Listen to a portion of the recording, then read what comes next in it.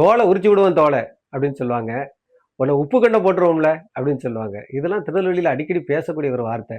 அது என்ன தோலை உரிச்சு விடுவேன், தோலை உரிக்க முடியுமா? உப்பு கண்டம் போடுறோன்னு சொல்றாங்க. தோலை உரிச்சு அதில் வந்து உப்பை போட்டு ஒரு மேலே போட முடியுமா? இது என்னங்க அப்படின்னு சொல்லி பார்த்தா, இது ஒரு தண்டனை. இது சிங்கப்பட்டி ஜமீன்தார் வந்து அந்த காலத்துல பார்த்தீங்கன்னா, திருடர்கள் இல்லைன்னா தப்பு பண்றவங்க, அவங்கள என்ன பண்ணுவாரு அப்படின்னு சொன்னா, அவங்களுடைய தோலை உரிச்சு, அந்த ஒரு சாக்குக்கு மேல உப்பு போட்டு, அது மேல இவங்கள படுக்க வச்சுருவாங்களாம். அதுக்கு பிறகு என்ன பண்ணுவாங்க அப்படின்னு சொன்னா, கொஞ்ச நேரம் 2 நாள் கழிச்சு, அந்த சாக்க அவ முதுகுல இருந்து அப்படியே பிரிக்கும்போது, தோடு உறிஞ்சிக்கிட்டு வந்துருமாம். இதுதான் தண்டனை. யோசனை பண்ணி பாருங்க.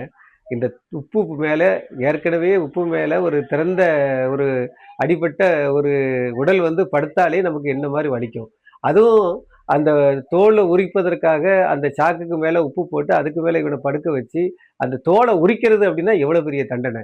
அதுல தான் பார்த்தீங்க அப்படின்னு சொன்னா, இந்த மிகப்பெரிய தண்டனை குடுத்ததுனால, அந்த காலத்துல திருடர்களோ, தப்பு பண்றவங்களோ அதிகமா வரமாட்டாங்க.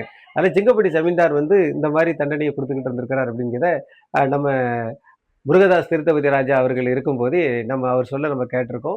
நம்மளுடைய புத்தகத்திலயும் பதிவு பண்ணியிருக்கிறோம். அதனால தான் இன்னைக்கும் வழக்குல பார்த்தீங்கன்னா, "தோல உரிச்சு விடுவோம்ல தோல, உப்பு கண்டம் போட்டுருவோம்ல" அப்படின்னு சொல்லிக்கிட்டே இருக்காங்க. அ நீங்க தயவு செஞ்சு இந்த மாரி விருதமான செயல்லாம் ஈடுபட்டுறாதீங்க. அந்த காலத்துல இப்படி தண்டனை இருந்த காரணத்தால தான் திருடர்கள் கட்டுக்குள்ள இருந்திருக்கிறாங்க. தப்பு செய்யறவங்க குறைஞ்சிருந்திருக்கிறாங்க. முத்தாலங்குறிச்சி காமராசுவின் நெல்லை வரலாற்றுச் சுவடுகள்.